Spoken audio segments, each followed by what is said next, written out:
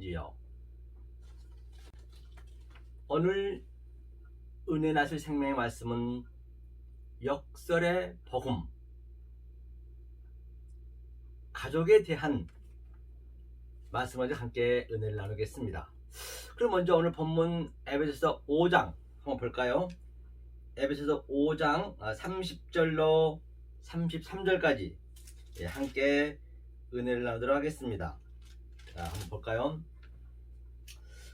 우리는 그 몸의 지체임이니라. 이러므로 사람이 부모를 떠나 그 아내와 합하여 그 둘이 한 육체가 될지니 이 비밀이 그도다. 내가 그리스도와 교회에 대하여 말하노라. 그러나 너희도 각각 자기의 아내 사랑하기를 자기같이 하고 아내도 그 남편을 경외하라. 아멘. 오늘 본문에서 보신 바와 같이 아내를 사랑하기를 뭐라고 그래요? 아내 사랑하기를 자기같이 하고 아내도 그 남편을 경외하라 라고 말씀하신 것을 볼 수가 있습니다. 혹여 여러분들은 지금 어떻게 살고 계시는지요? 자기처럼 아내를 사랑하고 또 아내는 남편을 경외하고 있는지 한번 뒤돌아보는 시간을 갖도록 하겠습니다. 그럼 여기서 말씀하고 있는 그 말씀의 진리가 무엇인지 알아봐야 되겠네요. 과연 이 역사 속에서 남편을, 아내를 그렇게 사랑하고 경외하라고 말씀하셨을까요? 말입니다. 제가 누누이 말씀드린 바와 같이 이 모든 우주 삼라만상은 남편도 아내도 또한 자녀도 또한 부모도 전부가 하나님의 복음을 담고 있는, 하나님의 뜻을 담고 있는 바로 시청과 교제이자 또 교보제이자 또 우리의 소품이라고 말씀하신 바가 있습니다. 그럼 먼저 가족 속에서도 하나님의 그 뜻을 우리가 찾아낸다라고 한다면 굳이 우리가 지지고 뻗고 싸울 일이 없다는 것입니다. 설령 내 아내가, 내 남편이, 또 내 자녀가, 내 부모가 하나님을 믿지 않는다 손 치더라도 가장 가까운 나의 복음을 알려라고 하는 교보제를 줬기 때문에 그들을 사랑하지 않을 수가 없겠지요. 그럼 성경적으로 한번 보단 말입니다. 하면서 뭐라고 그러시냐면요, 이 비밀이 크대요. 무스테리온, 이게 비밀이라는 얘기예요. 가정을 주는 것이 비밀이 가장 크다는 얘기예요. 다시 말하면 성경에서 가족에 대해서 많이 말씀하잖아요. 이 비밀이 크다. 내가 그리스도와 교회에 대하여 말하노라. 그러니까 가족 관계는, 부부 관계는 교회와 그리스도에 대해서 알라고, 그 가족 관계에서 깨달으라고 줬다는 것이에요. 그렇죠? 하면서 그 위에 보니까 이러므로 사람이 부모를 떠나 그 아내와 합하여 그 둘이 한 육체가 될지니. 그럼 이것을 먼저 우리가 풀어보면 되겠네요. 우리가 우리 이름으로 사람이 부모를 떠나 한번 보자고요. 어디를 보시냐면 창세기에 이 말씀이 증거되어 있거든요. 창세기는 성경은 다 하나로 맥이 뚫려 있기 때문에 그러면 하나님이 어떤 의미인지 우리가 한번 보자는 얘기예요. 자, 창세기 2장을 한번 보겠습니다. 이름으로 부모를 떠나서 그걸 기억해 주시고 2장 24절 보겠습니다.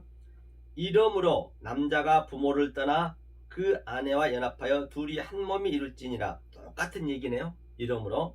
또 그 밑에 보니까 아담과 그 아내 두 사람이 벌거벗었으나 부끄러워하지 아니하니라. 그러니 이름으로라는 그것이 알켄, 다시 말해 전치사 붙었거든요. 그러니까 이름으로라는 여기는 창세기 1장 전체 7째 날에서부터 또 그 위에가 아담과 하와가 지금 만들어지는 사건이거든요.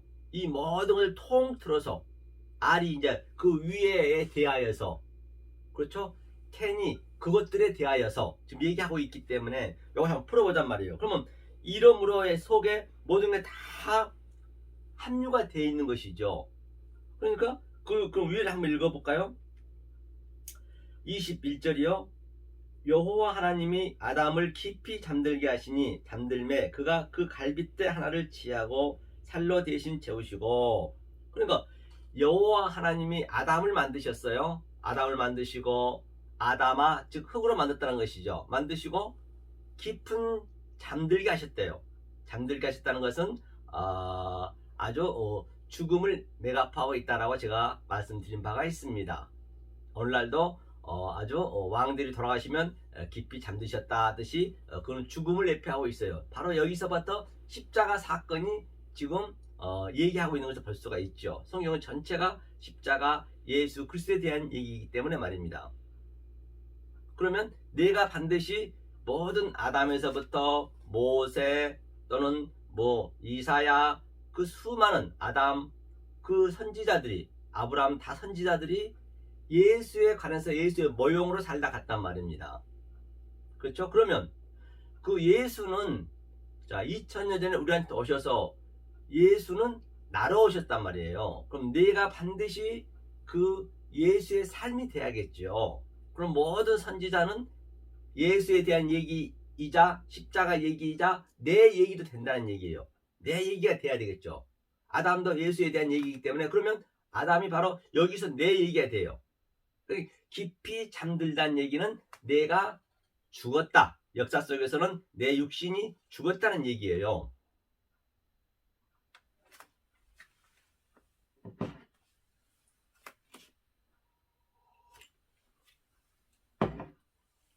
성경은 굉장히 심플합니다. 어렵지가 않습니다. 알고 나면 성경 어렵지 않다는 것이죠. 자, 잠이 들었는데 왜 잠이 들었느냐? 자, 왜 죽었느냐? 그러니까 23절 아담이 가로되 이는 내 뼈 중에 뼈요 살 중에 살이라 이것을 남자에게 취하였은즉 여자라 칭하리라 아니라. 그러니까 바로 내 뼈 중에 뼈요 내 살 중에 살이라 했어요. 그건 하나란 얘기거든요. 그러니까 아담이 죽고 즉 예수가 죽고 지금 그 여자가 생긴 거예요. 그러니까 이 역사 온 인류가 전부 성경은 여자라고 말씀하신 걸 볼 수가 있습니다. 그러니까 예수가 지금 예수의 뼈와 예수의 살로 아담 예수의 얘기이기 때문에 우리가 되었다는 것이에요. 그렇죠? 하면서 어떻게 되었느냐 그러면 내가 다시 한번 설명해 줄게. 이러므로 즉 창세기 1장 1절부터 창세기 1장 23절 좀 전에 얘기했던 2장 23절 좀 전에 얘기했던 아담과 하와 얘기는 태초 창조 얘기는 이 얘기란 얘기예요. 이러므로란 얘기는 그 위의 것들 다 예를 들어서 남자가 부모를 떠나 조금 전에 에베소서 5장 30장에서 얘기했죠. 30절에서 남자가 부모를 떠나 그 아내와 연합하여 둘이 한 몸이 이룰지니라. 이것을 원문으로 보면요. 바로 can 위의 것들은 아담과 하와가 어떻게 돼서 하나가 되느냐. 그래서 그게 바로 옆에가 아자브거든요. 아자브는 멀리 떠나다는 얘기예요. 누가 떠나느냐? 이슈는 바로 아담이 조금 전에 잠들었죠. 십자가에서 죽고 십자가 사건이기 때문에 이슈 그 다음에 이거 전치사죠. 그 다음에 아버지 또 어머니 부모를 떠나서가 아니라 부모로 떠나서 다바크 딱 붙어버렸대요. 다바크 아교처럼 완전히 딱 붙었다는 얘기예요. 하나가 되어버렸다는 얘기죠. 다시 말해서 그 아담 속에서 하와가 나온 것이에요. 내 뼈 중에 뼈 내 살이라 했기 때문에. 그러면 그 이슈가 그 남자가 그 아담이 그 예수가 어디로 붙어버렸냐? 이샤란 것은 여자 또는 하와 또는 바로 저와 여러분들이에요. 여러분들이 우리 안으로 예수님이 딱 붙어버렸다는 얘기예요. 붙어버렸는데 바로 붙어서 하나가 됐는데 밧사르 어디부터 밧사르라는 얘기가 살이란 의미도 있거든요. 살, 몸, 또 음부, 외음부 여자의 자궁으로 탁 들어왔다는 얘기예요. 우리 안으로 들어왔다는 얘기예요. 그 다음에 그것을 에하드 하나라고 그래. 창세기 첫 번째 날이죠. 하나 에하드 에니케 팔라이어 바로 유니언 크라시트 연합이 됐다. 그래서 그 남자의 씨가 여자의 자궁으로 들어온 것이에요. 여기서부터 시작되는 거라니까요. 그 예수님이 십자가에 죽고 우리 안에 들어온 그 그림이라니까요. 그럼 이것을 십자가 그림에서 한번 볼까요? 이게 어떤 그림인지 십자가 그림에서. 그렇죠. 십자가는 이제 여기서부터 모든 걸 다 우리한테 보여줬는데 모르니까 계속적으로 성경이 아주 반복적으로 이것을 또 이 이후에 또 뭐죠? 그래. 그러면 이 얘기는 어떤 얘기니? 하면서 3장 1절에서 바로 뭐라고 그래요? 선악과를 에덴 동산에 선악과를 줬는데 선악과를 가장 보기 좋은데 먹기 좋은데 그 선악과를 심어놨어요. 먹어. 그럼 네가 먹고 시작하자는 얘기예요. 내가 알려줄게. 이 얘기를 내가 알려줄게. 네가 먹는 거예요. 먹고 너는 이 모든 게 선악과를 먹으면 보안직도스럽고 또 지혜를 받게 탐스럽기도 하고 또 먹음직스럽고 그렇게 만들어놨단 말이야. 선악과는 뭔가 그게 하나님과 같아지려는 것이에요. 그 이야기죠. 그러면서 하나님이 이제 가르쳐 주시는 거죠. 뭐라고 가르쳐 주죠? 네가 정령 죽으리라. 죽어야 네가 선악과를 먹고 죽어서 아 내가 이 선악과를 먹으면 나는 죽는구나. 그걸 알라는 것이거든요. 그걸 알라는 것이에요. 그리고 그 아담이 그 죄를 전부 대신하잖아요. 같이. 그리고 아담도 먹고 이제 선악과를 먹여놓고 이제 가리키는 거예요.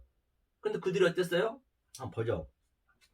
선악과를 먹자마자 그 이전에는 하나님하고 벌거벗었어도 전혀 부끄러워하지 아니했거든요. 25절 보니까 아담과 그 안에 두 사람이 벌거벗었으나 부끄러워 아니하더라. 선악과 먹은 이후에 어떻게 됐냐면 저들이 뭐라고 얘기하시냐면 동상 중앙에 있는 나무의 열매는 하나님 말씀에 너희는 먹지도 말고 만지도 말라 너희가 죽을까 하노라 하셨느니라. 하나님 먹지 말라 하셨거든요. 먹으면 정령 죽으리라 했단 말입니다. 그런데 뱀이 이제 여기서 뱀이 누굴까요? 뱀은 성경 전체가 토부 좋았더라. 그 뱀이 바로 가리키기 위해서 아담으로 오는 그림이에요. 그렇죠. 그러니까 성경을 여러분들이 보실 적에는 내 얘기로 보셔야 되고 3단 논법으로 반드시 내가 그 안에 들어가셔야 된다니까요. 그래야 그 성령님이 내 안에서 나를 역동적으로 다이나믹하게 끌고 가시는 거예요. 그렇죠? 그러면서 뱀이 그랬네요. 여자는 결코 죽지 않는다 했네요. 너희가 그것을 먹는 날은 너희 눈이 밝아 하나님과 같이 되어 저 선악을 알 줄 하나님이 아십니다. 그렇기 때문에 이 선악과를 먹으면은 뭐냐 하나님과 같이 되려 동등함이 되려고 한단 말이에요. 우리는 다 피조물인데 그래서 우리는 피조물 자리에 있으면 되는 것인데 자꾸만 내가 무언가 하려고 그래요. 내가 정교행위 하면서 11조도 많이 냈고 싶고 아주 내가 또 봉사도 내가 또 설교도 아주 그냥 이 세상에 복된 말 부드러운 말 하나님은 그게 아니라니까요. 우리를 십자가로 끌고 가시는 거예요. 영문 밖에서 이 성경 전체가 쉽지가 않잖아요. 근데 그걸 전부 왜곡해서 눈에 보여서 좋은 것으로만 설교하고 먹음직스럽게 설교하면 그게 하나님을 대적하는 거예요. 하나님께서는 그걸 하나님께서는 깨진단 말입니다. 오늘날 종교는 그렇죠? 그러니까 소리가 보니까 먹음직스럽고 지혜롭게 탐스럽게 산다 했죠. 이에 그들이 눈이 밝아졌네요. 7절 이에 그들이 눈이 밝아 자기들의 몸이 벗은 줄 알고 무화과 나무 잎을 엮어 치마를 하였더라. 그러니까 그 이전에는 선악과 먹기 전에는 하나님하고 벌거벗어서 전혀 부끄러움이 없었어요. 그렇기 때문에 이 부부관계 속에서는 항상 옷을 벗고 있잖아요. 벗고 서로가 부끄러움이 없잖아요. 전부가 복음의 메커니즘이라니까요. 그런데 자 선악과를 먹고 저게 이 세상께 너무 이제 보암직스럽고 먹음직스럽게 돼버린 거예요. 그러니까 이제 서로가 부끄러워하잖아요. 그러면 무화과 나무를 엮어서 이게 치마를 해입대요. 무화과 나무는 율법을 내피하고 있잖아요. 무화과는 뭐예요? 씨도 없는 것이 없을 무자 꽃화 열매 열매도 못 맺는 것이 열매 맺는 차잖아요. 그럼 잎만 무성하잖아요. 무화과가 그래서 이 무화과가 나중에는 이제 마태복음에서는 하나님이 저주를 해버렸잖아요. 성경에 다 하나로 연결되어 있단 말입니다. 그 무화과 나무를 내 바느질이 되면 내 손이 가면 안 돼요. 그러니까 내 손이 가는 것이 내가 하겠다는 게 성경에서는 죄라니까. 하마르티아. 하마르티아라는 것은 이 부정 관사가 하가 있잖아요. 그 다음에 마르티아가 메르스의 그 합성어거든요. 메로스라는 건 분깃이에요. 다시 말하면 나는 아담의 갈비뼈, 그거를 내가 알아야 된다. 갈비뼈가 내 안에 없으면 하나가 되지 아니하면 거기에 성경은 죄예요. 무슨 뭐 사람 죽이고 뭐 강도짓하고 그것도 죄죠. 그건 잘못됐으면 당연히 교도소 가서 그 대가를 받아야지. 인간이 어떻게 할 수 있겠습니까? 그런 것들을 죄라고 성경은 아니한단 말입니다. 성경의 죄는 그 하마르티아 내 아담의 갈비뼈를 모르는 게 죄예요. 예수가 내 신랑인데 그 신랑을 모르는 게 죄란 말입니다. 성경 그 얘기죠. 하면서 이제 무화과나무를 치마를 엮어 입었네요. 내 손으로 엮어 입었네요. 하면서 그들이 날이 서늘할 때 동산에 거니는 여호와 하나님이 음성을 듣고 아담과 그 아내가 여호와 하나님이 낯을 피하여 동산 나무 사이에 숨은지라. 이제 선악과를 따먹으니까 숨어버렸어요. 어디에 숨었어요? 무화과 나무 따먹는 그 선악과 속에 숨었다니까요. 그러니까 우리는 선악과에 숨으면 안 돼요. 그러니까 하나님께서는 그 선악과를 계속 폭로를 하는 거예요. 죄를 폭로하는 거예요. 예수님께서 이 땅에 오실 때에 죄에 대하여, 심판에 대하여, 의에 대하여 오셨다 했잖아요. 그러니까 그 죄를 폭로시킨 거예요. 그런데 사단 마귀는 계속 숨는다니까. 죄를 내가 감춘다니까요. 우리 인간이 하나님께서 폭로시키고, 그러니까 거의가 다 성령을 반대로 가고 있다는 거예요. 하나님과 대적하고 있다는 것이에요. 폭로가 돼야 되는데 나는 죄인 중에 괴수입니다. 맞습니다. 저는 할 수가 없습니다. 아파르입니다. 티끌입니다. 죽은 흙입니다. 더스트 먼지입니다. 그렇게 폭로가 돼야 되는데 나다지려고 안 하는 것이에요. 그러니까 숨었어요. 그냥 하나님이 부르네요. 9절에 여호와 하나님이 아담을 부르시며 그에게 이르시되 내가 어디 있느냐? 그러니까 아담이 뭐라 그래요? 내가 동산에서 하나님의 소리를 듣고 내가 벗었으므로 두려워하여 숨었나이다. 그러니까 벗었는데 그 이전에는 같이 옷을 벗고 있어서 부끄러움을 몰랐단 말이에요. 그런데 여호와께서 부르시니까 자기가 숨었어요. 어디 있느냐?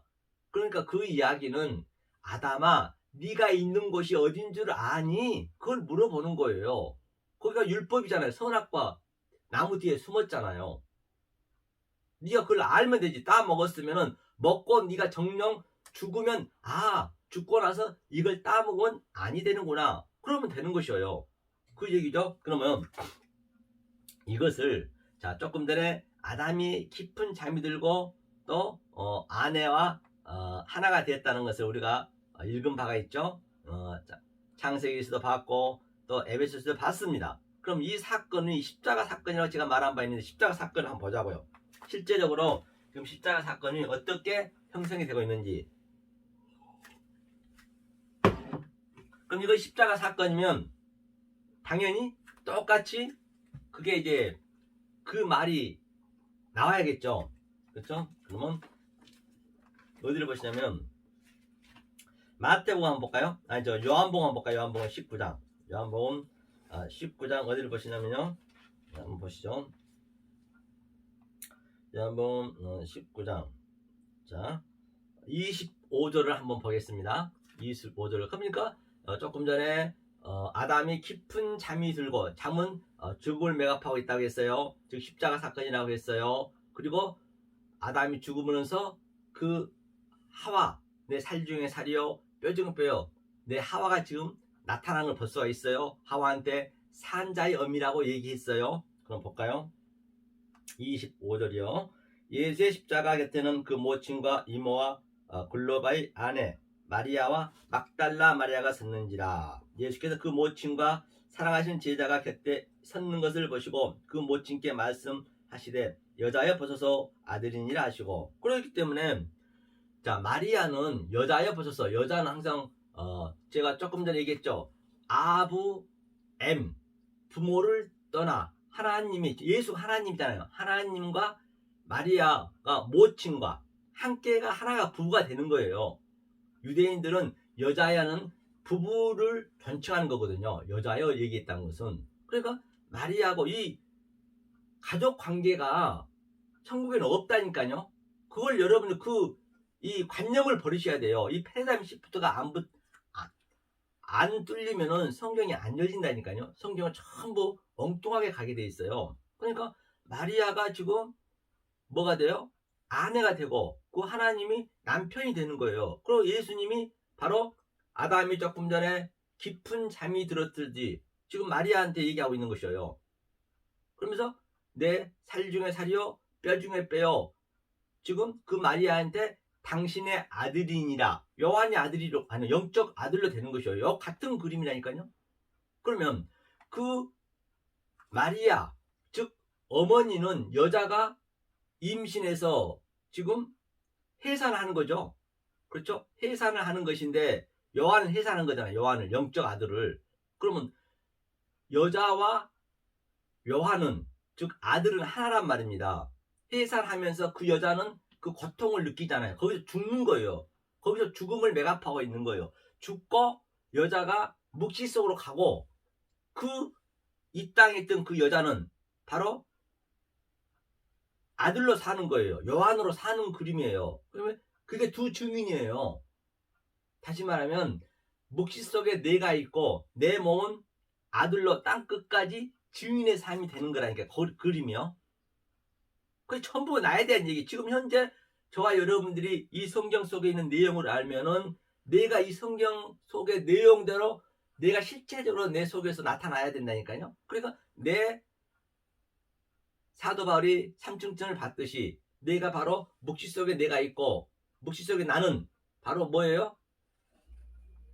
그리스도와 연합돼서 있고 내 몸은 여기서 땅 끝까지 증인의 삶.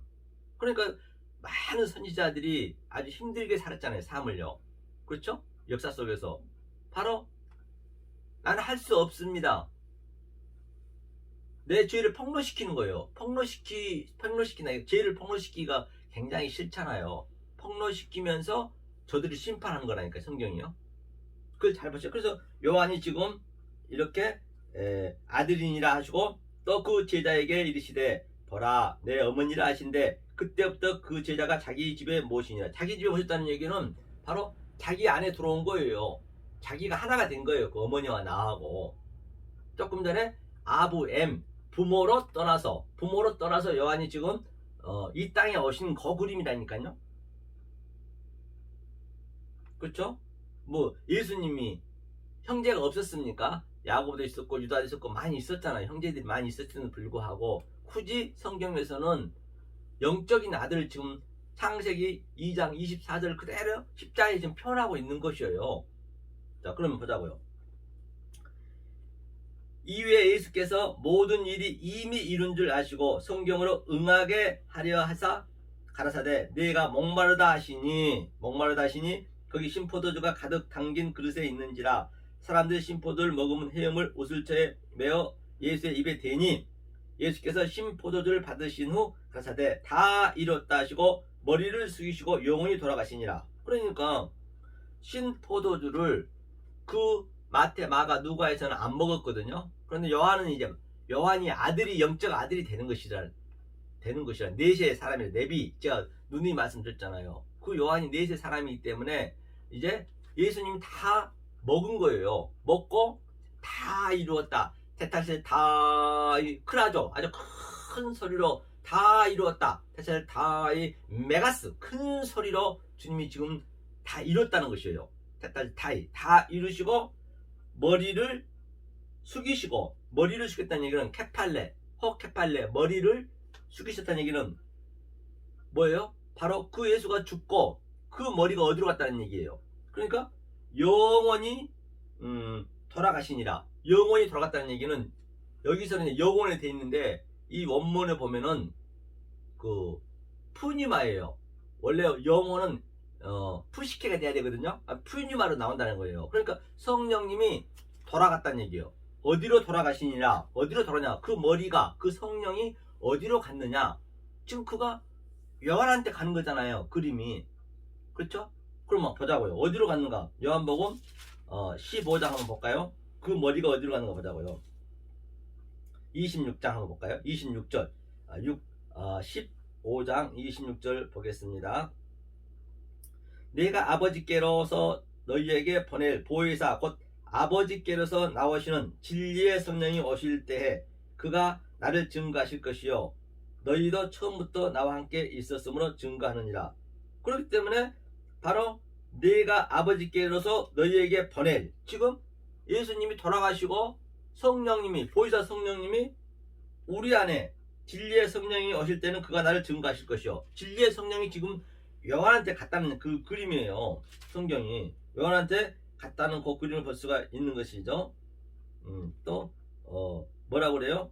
이때부터는 뭐라고 그래요? 내가 아무도 못한 일을 저희 중에서 하지 아니하였다면 저희가 죄 없었으려니와 지금은 저희가 나와 및 내 아버지를 보았고 또 미워하였도다. 그렇죠. 이제는 하나님이 이제는 모든 걸 다 우리한테 밝혀주셨기 때문에 지금은 이제 핑계할 수가 없다는 것이죠. 16장도 한번 볼까요? 16장 몇 절이냐면 여기 보시죠. 이제 그가 돌아왔거든요. 돌아왔는데 어디로 돌아오셨냐면 이런 말씀 있죠. 바로 내가 그렇죠. 내가 보혜사 성령으로 우리 안에 들어오신 데 있단 말입니다. 여기 아까 그 얘기거든요. 그래서 그 예수님이 나한테 들어오는 그 그림이죠. 네.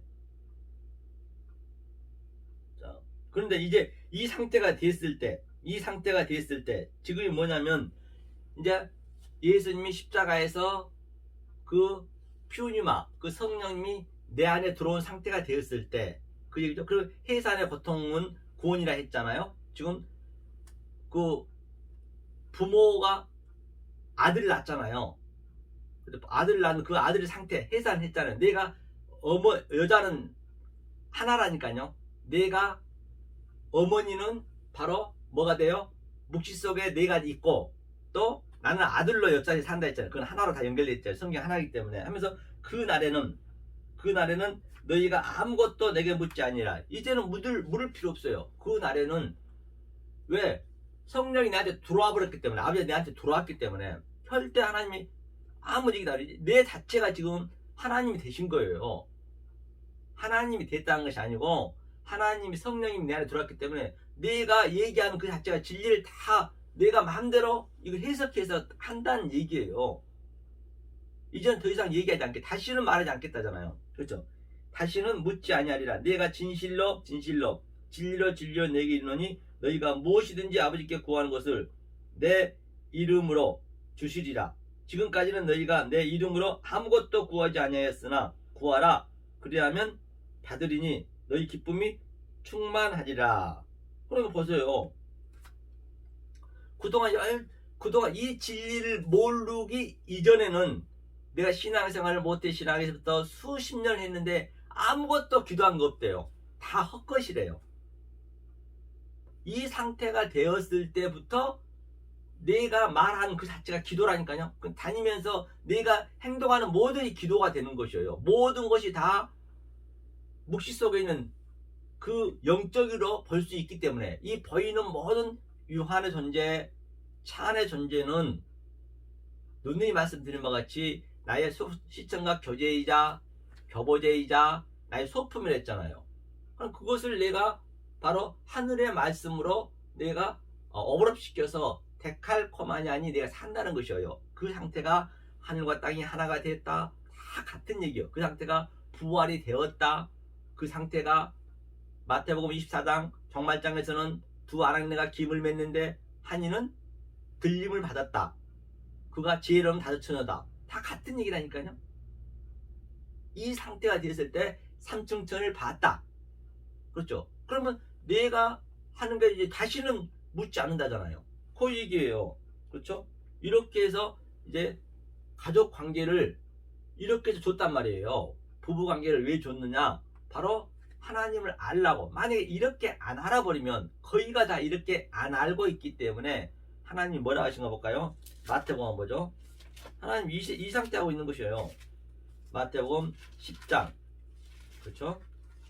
그래야 말이 맞는 것이죠. 여기저기 성경은 어디를 들어가든지 다 한 얘기가 돼야지, 한 얘기가 안 되고 틀리면은 성경이 잘못되든가 아니면 내가 잘못 풀든가 둘 중 하나라는 것이죠. 10장 34절을 보죠. 내가 세상에 화평을 주러 온 줄로 생각지 말라. 화평이 아니요 검을 주러 왔노라.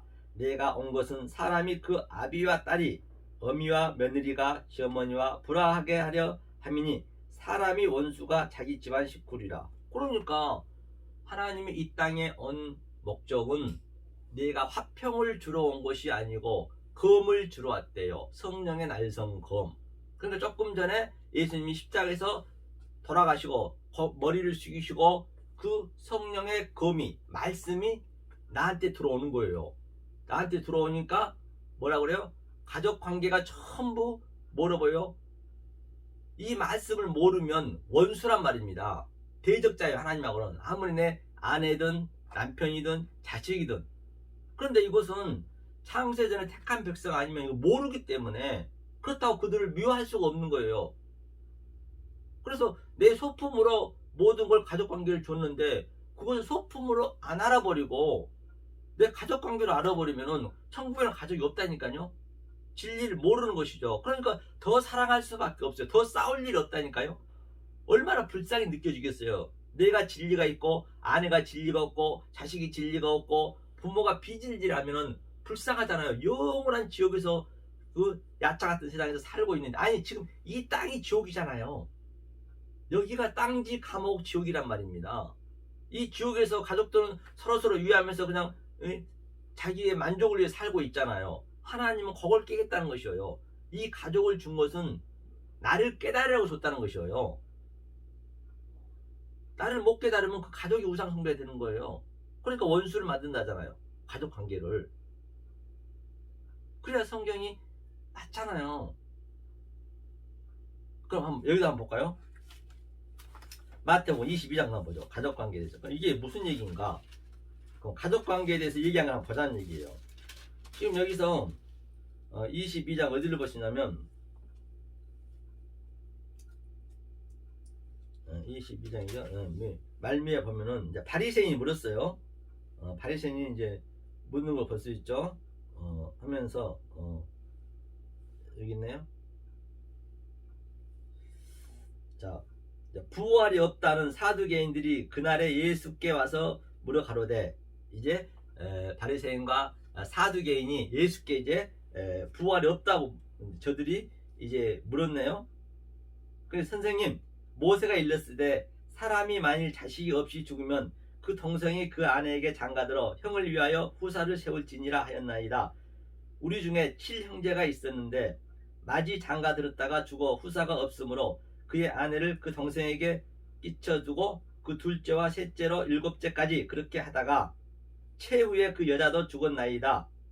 그런즉 저희가 다 그를 취하였으니 부활 때 7 중에 네 아내가 되리이까. 그러니까 7 형제가 있었는데 그 당시 때는 그 형사취소제가 있었거든요. 율법에는요. 형사취소제라는 건 뭐냐면, 자, 가장 마지가 아내를 장가를 갔어요. 그러면 씨가 없어요. 잠깐만요.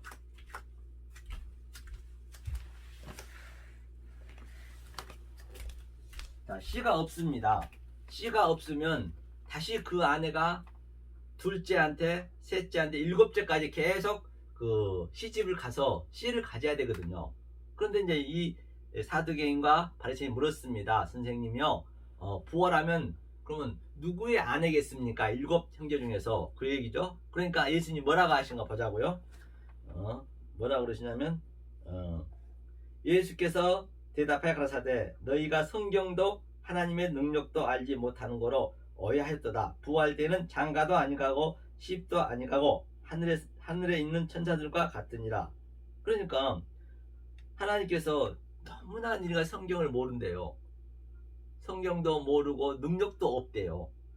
이렇게 해서 성경을 모르니 그러는 거예요. 하면서 부활 때는 시집도 안 가고 장가도 안 간대요. 다시 말해서 가족 관계가 부활 때는 없다는 것이에요. 부활 때는 가족 관계는 바로 지금 여기서 부활이 첫째 부활이 돼야 된다니까요. 그냥 그 가족 관계를 보시면 안 되는 거예요.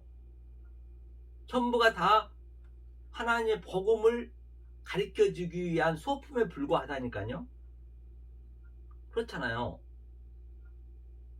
그렇기 때문에 하나님께서 전부가 가족 관계로 그냥 자기네끼리 잘 살아버리고 자기네끼리 행복해버리려니까 하나님 그걸 깨러 오셨다는 것이에요. 조금 전에 마태복음 10장 34절에 봤잖아요. 내가 화평을 주는 것이 아니고 네가 여기서 화평을 누리려면 안 된다는 것이에요. 이 말씀을 깨닫게 해야죠. 말씀을 깨달라고. 그렇죠? 하면서 죽은 자의 부활을 의논할진대 하나님이 너희에게 말씀하신 바 나는 아브라함의 하나님이요 이삭이 하나님이요 야곱이 하나님이로다 하신 것을 읽어보지 못하였느냐. 하나님은 죽은 자의 하나님이 아니요 산 자의 하나님이시니라 하시니 무리가 듣고 가르치심에 놀라니라. 그러니까 나는 죽은 자의 하나님이 아니고 아브라함의 하나님, 산 자의 하나님이요 이삭의 하나님이요 야곱의 하나님이 산 자의 하나님이래요. 그러면 아브라함과 이삭과 야곱은 같은 가족 관계잖아요. 그럼 아브라함과 이삭과 야곱을 우리가 깨닫게 되면은 그 산 자 하나님을 믿는 것이고, 만약에 아브라함과 이삭과 야곱의 그 관계를 못 깨달으면은 뭐가 돼요? 바로 죽은 자 하나님을 믿는 거예요. 그게 바로 일곱 부활이 되는 것이 아니고 부활이 됐는데 일곱 귀신으로 부활이 되는 거예요. 거기도 부활이 있다니까요. 부활은 똑같은 거는. 거기도 부활이 되는 거예요. 부활이라는 의미를 쓰는 이유는 부활을 쓰기 위해서 이 창세기 1장에서부터 짐승, 물속에 있는 물고기, 또 배로 기어다니는 것들, 또 네 발 기어다니는 그 짐승들이 전부 우리 식물, 꽃나무도 전부 하나님의 소품이에요. 알려주기 위한. 그 종류대로 우리가 전부 짐승이었다니까요. 거기서 네 발로 딱 기어다니다 버떡 일어서면은 그게 부활이에요. 사람이 되는 거예요. 그러니까 우리 인간이 태어나자마자 전부 그 구원의 메커니즘을 그대로 보여주고 있는 것이에요. 처음에는 꿈틀꿈틀거리죠. 막 낳자마자. 우리 저 인간만큼만요. 어머님이 젖을 주지 아니하면 그냥 굶어 죽습니다. 하지만 짐승은 새끼 낳자마자 그가 일어나서 엄마 젖을 찾아가요. 그러니까 자기가 하려는 거잖아요. 너희는 할 수 없다는 것이에요. 그게 긍휼히 여기는 것이에요. 아무것도 할 수 없을 때 상태. 그게 처음 자리라니까요. 라함이 바로 어머니 자궁속. 그게 처음 자리예요. 그러니 이 역사가 전부 사실은 하나님의 자궁이에요. 여기 자궁. 자궁 속에 다 있어서 나는 아무것도 할 수 없습니다. 어머님이 젖주지 않으면, 아버지가 젖주지 않으면 저는 죽습니다. 그래야 되는데 짐승들은 자기가 먹고 살라고 항상 새끼가 낳자마자 자기가 엄마 젖을 찾아가잖아요. 그렇죠? 그러다 또 배로 기어다녀요. 우리 인간만 배로 기어다니는 거예요. 땅바닥에 어려서 기어다니잖아요. 그리고 또 이게 믿음의 척도를 얘기하는 거예요. 그렇게 어린아이의 믿음, 또 젊은이의 믿음, 또 늙은이의 믿음, 전부 이게 믿음이거든요. 전부 복음의 메커니즘을 설명하고 있기 때문에. 그리고 네 발로 기어다녀요. 또 배로 기어다니다가 그 짐승을 대표하고 있는 것이에요. 그 다음에 또 아빠하고 버떡 쓰잖아요. 그게 부활이에요. 그러니까 부활을 설명하기 위해서 전 우주 삼라만상에 있는 살아있는 기식한 것들을 하나님께서 만들어 놓은 거예요. 우리의 소품으로. 그래도 얼마나 우리가 귀한 사람이란 말이에요. 그렇잖아요. 그러면 이 진리를 모르면 하나님 믿고 있다 해도 80억 인구가 있는데 전부가 짐승으로 보여줘야 돼요. 이 진리를 모르면. 짐승으로 이렇게 알라와 짐승을 다 만들어놨는데 모르는 거예요. 그러니까 저들은 짐승이 아니라고 그러잖아요. 야, 이 짐승보다 못한 놈아. 그건 진리 중에 대진리예요. 그건 너무 기분 나빠하잖아요. 짐승보다 못하다면. 맞습니다. 하나님은 나는 하나님의 자궁 안에 있기 때문에 저는 짐승만도 못한 자입니다. 그 고백. 그게 죄인 중에 계수가 된 고백이에요. 한번 보고 하죠. 어디를 보시냐면 전도서 한번 볼까요? 전도서에 하나님이 왜 우리를 택하셨느냐 한번 보자는 얘기예요. 성경은 요즘 거꾸로 보시면 안 돼요. 3장 어디를 보시냐면 여기를 한번 볼까요? 3장 전도서 3장 자 18절 한번 읽어보겠습니다. 내가 심중에 이르기를 인생의 일에 대하여 하나님이 저희가 시험하시리니 저희로 자기가 짐승보다 다름이 없는 줄을 깨닫게 하려 하심이니라 하였노라. 그러니까 우리를 시험하는데 저희로 짐승보다 못하다는 것을 깨닫게 하려고 시험을 한대요. 페이라스 모스. 그러니까 야 이 짐승 맛도 못한 놈아. 그럼 그건 진리 중에 대진리라니까요. 진리는 가장 가까운 데 있어요. 멀리 안 있습니다. 네가 짐승임을 깨달으라고 하나님께서 시험하고 계신다는 얘기예요. 그러니까 모든 사도들이 그랬고 모든 선지자들이 얼마나 그랬습니까? 나는 죄인 중에 괴수입니다. 다 그러고 죽었어요. 그러면 자 조금 전에 얘기했던 그 산자의 아브라함 하나님과 이삭 하나님과 야곱 하나님을 보면 알겠죠. 자 한번 볼까요? 어디를 보시냐면 창세기 한번 보죠. 아브라함이 창세기 어디를 보시냐면 37장 한번 볼까요? 37장 2절 한번 읽어보겠습니다. 야곱이 약전이 이러하니라. 요셉이 17세의 소년으로 그 형제와 함께 양을 칠 때에 그 아비의 첫 비라와 실바의 아들들로 더불어 함께 하였더니 그가 그들이 과실을 아비에게 고하더라. 그러니까 야곱의 약전이라 한 것은 무슨 얘기냐? 그러니까 아브라함과 이삭과 야곱이 하나님이라 했잖아요. 조금 전에 봤죠. 산자의 하나님이. 그런데 그게 점진적으로 그 야곱이 야복강에서 야곱이 얼마나 아주 강도잖아요. 강도 사기치고 그랬잖아요. 남을 넘어뜨리는 자.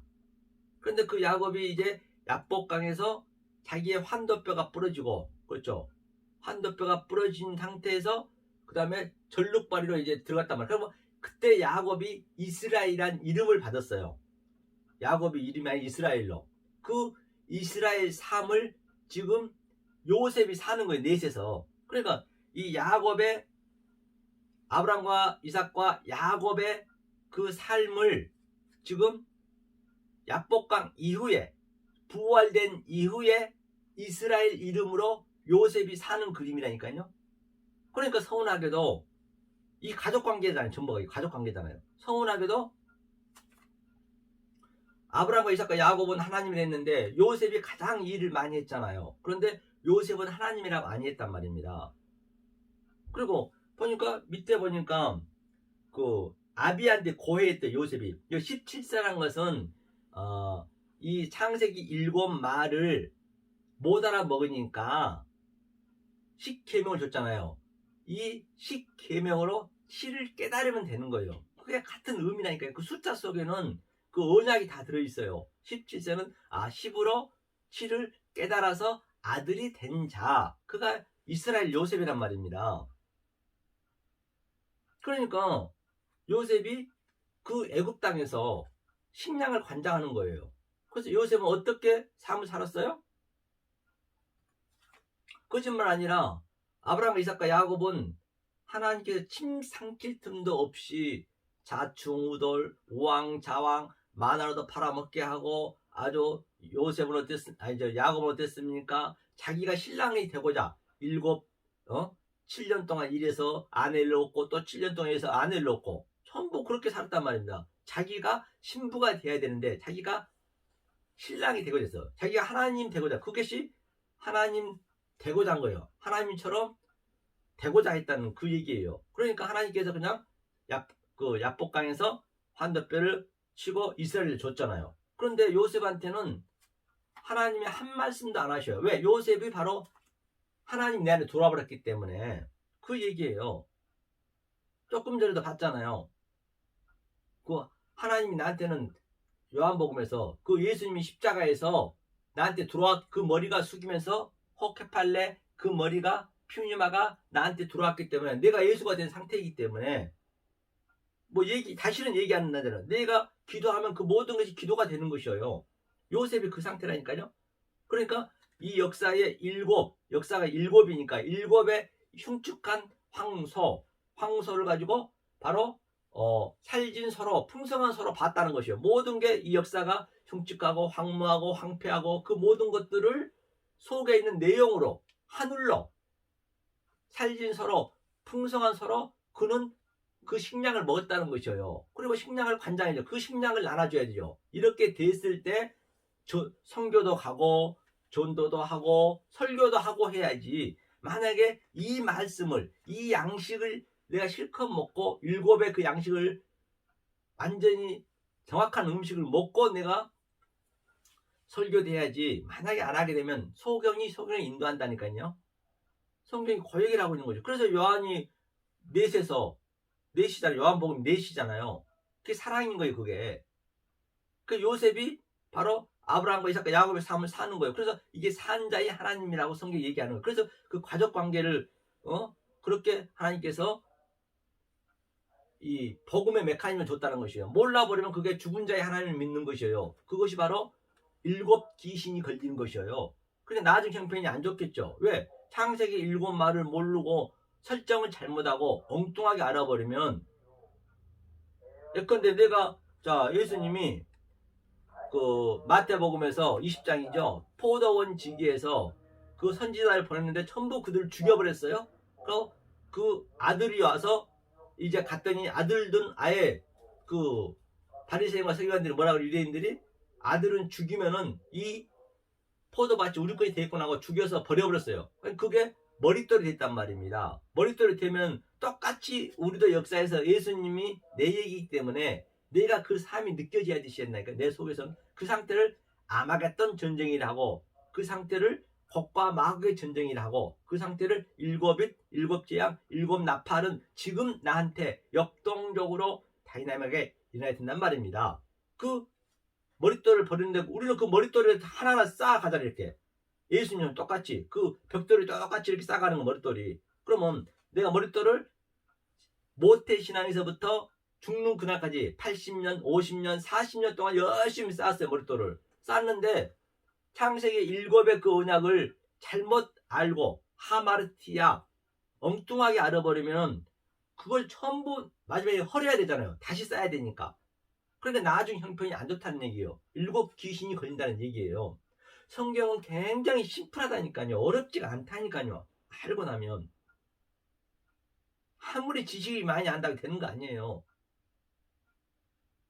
그래서 그 요셉이 이렇게 사는 거예요. 그러면서 38장에서는 바로 유다하고 다말이 딱 튀어나오네요. 안 나와도 좋을 뻔했는데 왜 튀어나올까요? 유다가 바로 이스라엘이잖아요. 이스라엘 삶이잖아요. 유다가 우리잖아요. 예수의 씨가 거기서 나왔잖아요. 그렇기 때문에 유다가 거기서 지저분하게 거기도 그 다말하고 그런 지저분한 말이 나오는 거예요. 가족관계에 있다고 한다면 그게 성경에 써져야 되겠냐고요. 그 얘기를 하고 있는 것이에요. 오늘 가족관계가 그 얘기거든요. 그럼 만약에 이것을 못 깨달아 버리면은 어떤 상태냐? 제가 얘기한 대로 모르고 그냥 가족관계 살아버리면은 어떤 상태가 보자고요. 창세기 출애굽기가 뭐죠? 출애굽기 22장인가요? 22장 같기도 한데 22장 22장은 19절 한번 보죠. 만약에 우리가 가족관계를 못 깨달아버리면 이 상태란 얘기요. 19절이요. 짐승과 행음하는 자는 반드시 죽을지니라. 그러니까 전부 짐승하고 행음하고 있는 거예요. 그 예수를 짐승으로 믿어버리는 거예요. 바다에서 올라온 짐승을 믿어버리고 그 하나님을 제가 얘기한 대로 못 믿고 있으면 그 하나님을 바다에서 올라온 영으로 믿어버리고 그 성령님을 믿는다면서 이 땅의 짐승으로 믿어버리고 내가 알로고스 조혼 내가 이 전부 이 역사 보이는 것을 로고스 말로 줬는데 그 말 속에 있는 흐레말을 몰라버리면 로고스 속에 있는 네고를 몰라버리면은 그게 뭐예요? 내가 짐승이 돼가지고 블라스페미아 성령을 회방치 하고 있다. 교회가 생명이니까 네 안에 생명이 없다. 그럼 네가 짐승이다. 그 상태를 네가 짐승하고 행음하고 있다. 이 진리를 모르면 전부 짐승이라니까요. 모든 게 짐승하고 행음하는 거예요. 짐승하고. 그렇지. 이걸 성경에다 그러면 뭐 짐승하고 섹스하는 그런 걸 써놨겠냐고요. 수고하는 그런 걸 써놨겠냐고요. 성경을 이게 만약 성경을 문자적으로 봐버리면은 성경책처럼 아주 지저분한 책이 어디 있어요. 성경책처럼 아주 그냥 야하고 아주 더러운 책이 어디 있냐고요. 이런 걸 우리가 봐야 되겠냐고요. 그런 얘기 아니란 말입니다. 그러니 그냥 동성연애 한답시고 그냥 동성연애 뭐 법을 막자. 물론 좋아요. 나쁜 건 아니죠. 그런데 성경에서 왜 동성연애를 만들어 놨겠어요? 성경에서도 많이 있잖아요. 소돔과 고모라도. 하나님을 모르면 다 짐승이니까 그게 그 신랑을 정확히 알아야 되는데 엉뚱한 신랑을 알아버리면 그게 동성연애가 되는 거예요. 그게 귀신끼리 같이 믿는 거예요. 그러니까 그 예수님을 그 귀신으로 믿어버리고, 그렇죠. 그 베드로가 예수님 물레 걸어오고 계시니까 유령이 됐잖아요.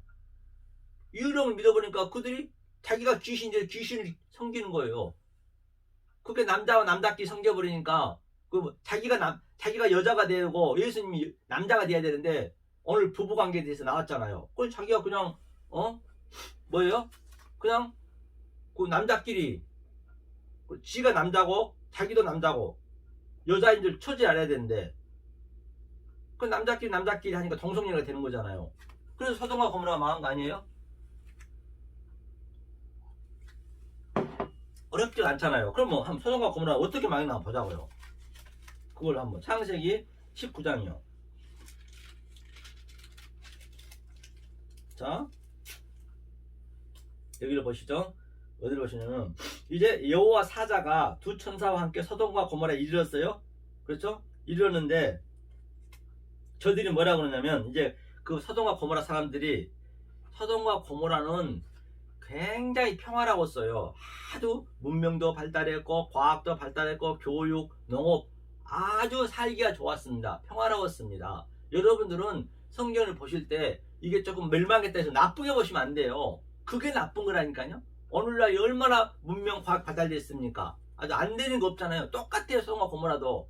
오늘날 이건 하나님을 믿는 백성한테 주는 거기 때문에 오늘날 교회가 얼마나 크고 아주 수십만 명, 수천 명, 돈도 얼마나 풍부하고 자기네 그냥 즐기고 있잖아요. 모든 게 율법을 지키면서. 이게 소돔과 고모라 그 상태라는 얘기 지금요. 지금 여기가 소돔과 고모라인 걸 알으셔야 된다니까요. 성경은 내 얘기이기 때문에 지금 여러분 삶 속에서 느끼셔야 된단 말입니다. 그러니까 뭐라고 그러냐면 가로되 내 주여 돌이켜 이제 돌이켜 이제 주님한테 이제 그 사자한테 그 롯이 자기 집에서 이제 들어와서 쉬라고 그런 것이죠. 무교병을 구우니 이제 무교병 먹었네요. 항상 6월절이면 무교병을 먹어야죠. 무교병 맛이 없잖아요. 이게 출애굽했다는 얘기예요. 이게 무교병 속에 전부 그게 전제가 됐잖아요. 6월절 즉 예수님이 그 어린 양으로 그 6월절 패스오버 된 다음에 출애굽했다는 얘기예요. 이게 무교병 먹었다는 얘기는 무교절 무교병이죠. 근데 그들이 이제 그걸 보고 그들이 눕기 전에 이제 여호와 사자가 눕기 전에 그 성 사람 곧 소돔 백성들이 물론 노소하고 사방에서 다 모여 그 집을 에워싸고 이제 그 집을 성 사람이란 것은 지금 그 하나님을 믿는데 성은 이제 이게 교회잖아요. 교회를 싸고 있는 예루살렘 교회 같은 얘기예요. 성 사람들이 지금 그 이제 여호와를 믿는데 오늘날 하나님을 믿고 있는데 어떻게 믿느냐? 그렇죠? 롯을 부르고 그에게 이르되 이 저녁에 내게 온 사람이 어디 있느냐? 이끌어내라. 우리가 그들을 상관하리라. 그렇죠? 상관한다는 얘기는 우리가 그들 상관한다는 얘기는 이제 하나님 진짜 하나님이 이게 서정관 목사가 이렇게 말씀 이렇게 증거하니까 지금 말도 안 되는 소리 남들이 볼 때는 이렇게 소돔과 고모라에서 그 롯이 그 여호와 사자하고 이렇게 말씀 증거하고 있는 거예요. 서정관 목사처럼 예수님이 증거하고 있는 상태란 말이에요. 그 당시 때. 그러니까 저들이 그 말도 안 되는 소리 하지 말라는 것이에요. 그 말이 되는 소리냐? 얼마나 이게 세상 살기 좋고 축복이 넘치고 그러는데 지금 자꾸만 그런 엉뚱한 소리 하느냐. 돌아오라 회개하라 하니까 뱀새끼야 독사새끼야 하니까 그러니까 상관하겠다는 거예요. 그러니까 자기네가 신랑 되고자 하는 거예요. 자기가 남자라는 얘기예요. 그러니까 그 예수님 신랑을 남자와 남자를 딱 이렇게 그냥 이게 상관이라는 얘기예요. 상관, 동성연애가 여기서 나오는 거예요.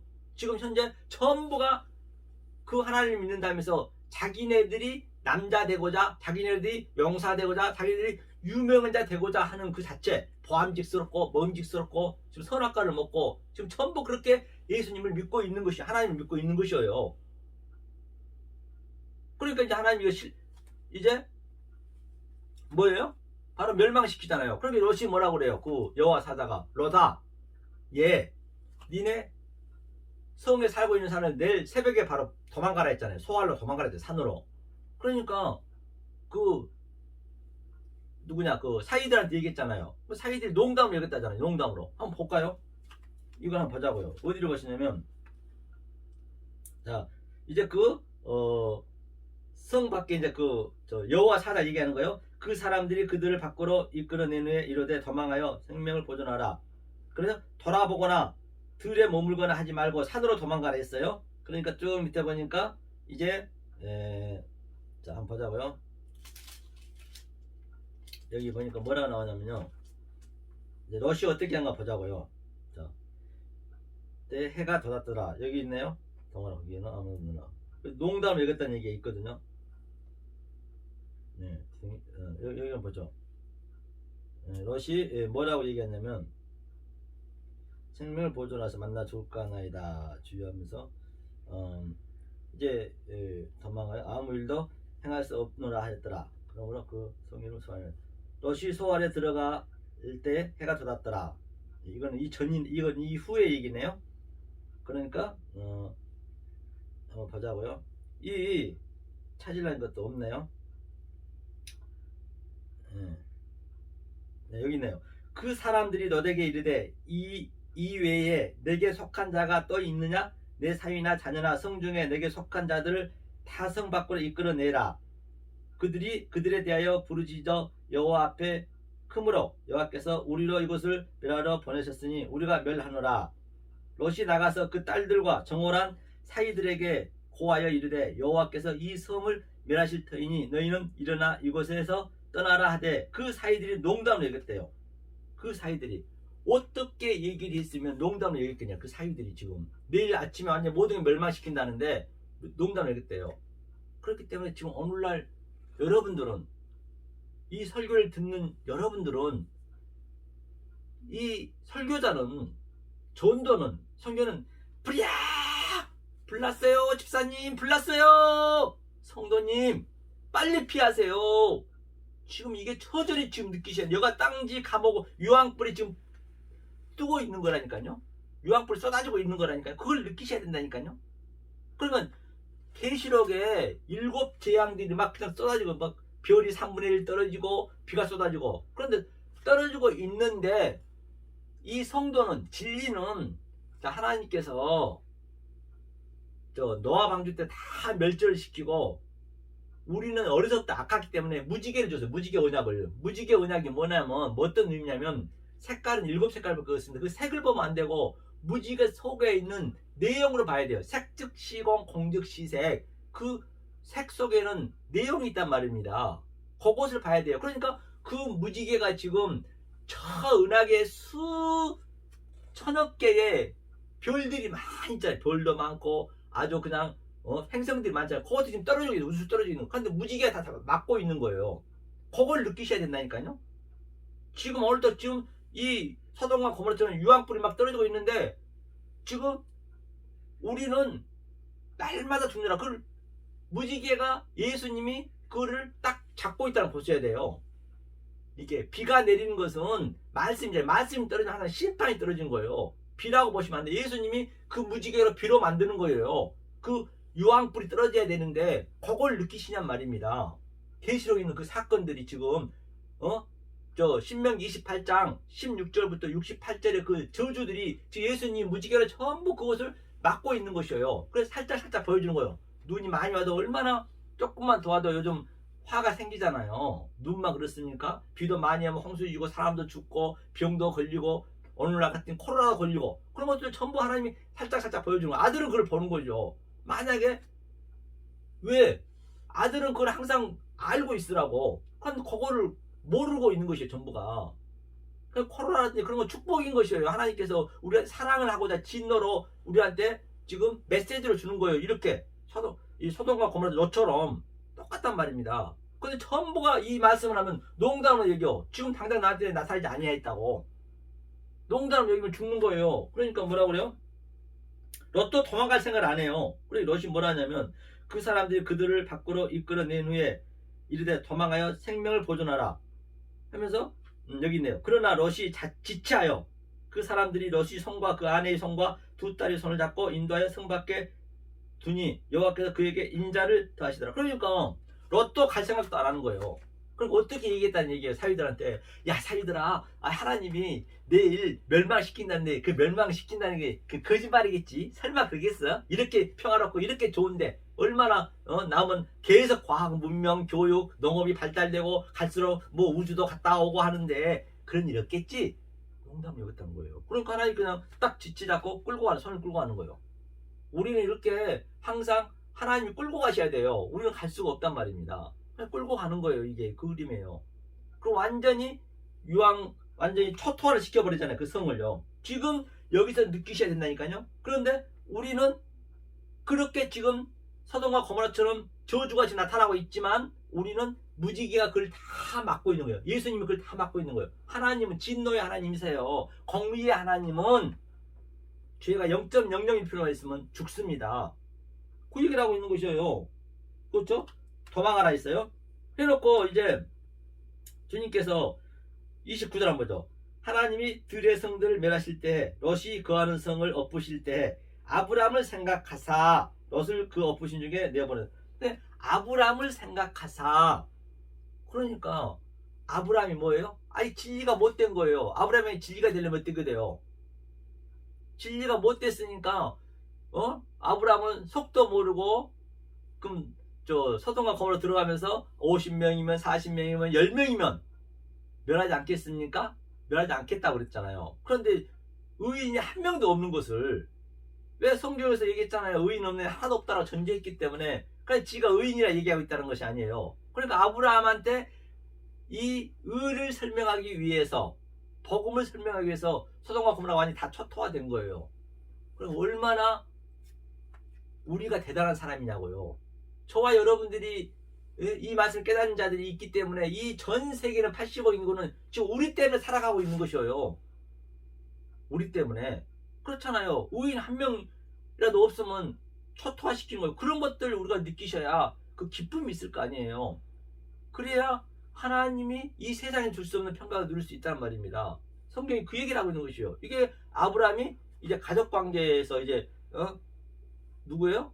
그 요셉이 이제 살잖아요. 그 손주로 살죠. 손자로 살죠. 손자. 그래서 가족 관계가 4대밖에 없어요. 4대밖에 없다니까요. 할아버지, 아버지, 아들, 손자 더 있습니까? 뭐 증조 할아버지, 증조 손자는 있지만은 고조 할아버지는 있지만은 딱 4개, 4단계예요. 마태, 마가, 누가, 요한, 아브라함, 이삭, 야곱, 요셉. 똑같다니까요. 아브라함은 그게 가족 관계에 대한 얘기예요. 오늘 얘기가. 그럼 한번 보자고. 여기 오늘 본문 한번 보자고. 이제 본문 읽으면 되겠네요. 본문 읽으면 되겠네요. 어디를 보시냐면 에베소서에 있죠. 에베소서 5장이었죠. 6장 넣어보죠. 그러니까 그러나 너희도 각각 자기의 아내 사랑하라. 그럼 아내는 뭐란 얘기예요? 아내가 바로 교회니까 교회를 생각하면 되겠죠. 그럼 교회를 위해서 그 남편이 예수잖아요. 예수가 십자가에 죽었잖아요. 아내가 뭐 살인 안 하고 마약 안 하고 뭐 남 해코지도 안 하면은 그냥 그 아내를 위해서 예수는 죽으면 되는 거예요. 그럼 아내한테 무슨 싸울 일이 있겠냐고요. 왜 싸워요? 나한테 불편하니까. 저 사람이 나한테 불편하게 하니까. 그걸 부부관계가 아니라 그거는 교회로 봐보면은 싸울 일이 없을 거예요. 내 가장 가까운 내 마음속에 내 매일매일 보잖아요. 그걸 내 시청과 교제로 줬기 때문에 우리는 인간관계는 부부가 아니기 때문에 안 되는구나. 그렇기 때문에 주님이 이 일을 해결해 주셨구나. 주님의 사랑을 느끼는 거예요. 아내는 뭐예요? 순종하라잖아요. 경외하라잖아요. 남편이 뭐 엉뚱한 짓 안 하면 그냥 순종하면 되는 거예요. 누구를 생각하고 예수를 생각하고 그럼 싸울 일 별로 없다니까요. 그렇죠. 그 다음 밑에다 보죠. 자, 자녀들아 6절 1절 자녀들아 너희 부모를 주 안에서 순종하라 이것이 옳으니라. 그럼 자녀들도 똑같아요. 부모가 하나님이잖아요. 부모로 떠나서 그 부모의 그 부모로 떠나서 그 여자가 바로 자식이 됐잖아요. 그 아들이 된 거 아니에요. 아들이 내가 아들이고 또 내가 묵시 속에 있잖아요. 여자는 묵시 속에 해산하면서 묵시 속에 올라갔잖아요. 같은 얘기죠. 그러니까 부모를 주 안에서 순종하라. 왜? 이건 나기 때문에 하나기 때문에 당연히 순종할 수밖에 없죠. 내 아버지와 어머니를 공경하라. 아버지와 어머니 뭐예요? 부모로 떠나서 내가 왔기 때문에 당연히 부모를 공경해야지. 이 땅의 부모는 소품이잖아요. 이 땅의 부모를 당연히 하나님으로 알고 공경하면은 싸울 일 뭐가 있겠냐고요. 성경 그 얘기하고 있는 것이에요. 그렇죠? 아버지와 부모를 공경하라. 이것이 약속이는 첫 계명이니 이는 내가 잘되고 땅에서 장수하리라. 잘됐나? 보험사가 잘 되는 거 이게 부모. 이게 부모 하나님이 부모로 떠나서 내가 아들이 된 거잖아요. 그러니까 보험사가 다 잘 될 수밖에 없죠. 장수하라는 영원히 산다는 얘기예요. 그게 생명이란 얘기예요. 장수라는 것은. 그게 부활해서 산다는 얘기예요. 다 한 얘기란 말입니다. 이게. 다른 얘기 아니라 부모 따르고 뭐 아내 따르고 그게 아니란 말입니다. 그 이게 전부 그러니까 굳이 우리가 부모 가족관계 싸울 일이 별로 없다는 게 이렇게 알고 나면 이게 사실 이 진리를 깨달으라고 가족을 줬단 말이에요. 전제 조건이. 그러면 한번 부모가 보자고요. 그러면 창세기 한번 보자고요. 창세기 7장을 보죠. 그럼 노아 방주의 사건이 뭔 사건인가 우리가 한번 볼까요? 7장 어디를 보시냐면 이걸 보죠. 자 13절이요. 13절 볼까요? 8장을 볼까요? 8장이 낫겠나요? 한번 보자고요. 8장이고요. 여기 이제 나오죠. 네. 그럼 이거 보자고요. 16절이요. 16절이 너는 내 아내와 내 아들들과 내 자부들로 더불어 방주에서 나오게 하고 그렇죠. 내 아내와 그러니까 내 아내 노아가 아버지잖아요. 아내가 뭐예요? 부모로 떠나서 아들이 되잖아요. 자녀가 되잖아요. 부모로 떠나서 이슈가 부모로 떠나서 오늘 본문에서 부모로 떠나서 바로 이샤 딱 달라붙었단 말입니다. 에하드 하나로. 여기 그 얘기예요. 그러면 노아가 뭐고 아내가 뭐고 자식이 뭐냐고요. 자부가 뭐냐고요. 다 하나라니까요. 그 상태를 8이야. 8로 부활했어. 즉 7에서 방주에서 죽고 방주가 예수잖아요. 예수가 7에서 죽고 십자가에 죽고 바로 8로 부활했다. 그 그림이에요. 성경이. 오늘 가족관계가 전부 이 얘기를 하고 있는 것이에요.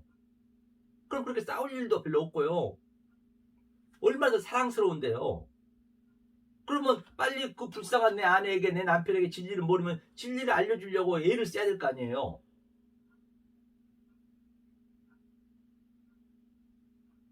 하나님께 준 목적이 가족을 준 목적이 그거란 말입니다. 그래서 요즘 하도 가족 간에 이런 사고가 많이 나기 때문에 제가 가족 관계를 가지고 오늘 말씀드렸습니다. 이렇게 여러분들이 가족 관계를 생각하고 나의 시청과 교제를 알고 지내신다면 결코 그렇게 싸울 일이 없고 불행한 일이 없습니다. 항상 하나님의 진리를 모든 게 그 어떤 것도 우연이 없습니다. 하나님께 진리를 그 안에 함유해서 넣어줬기 때문에 그러므로 말미암아 물론 쉽지는 않습니다. 그렇기 때문에 이 말씀을 진리의 말씀을 항상 염두에 두고 날마다 베레아 사람처럼 또 연구하고 이 말씀을 들으면 내 마음에 증언이 있어야 되고 바로 체유를 가지셔서 이 세상에서 이 헛고스름 세상에서 그 어떤 것도 그 무엇도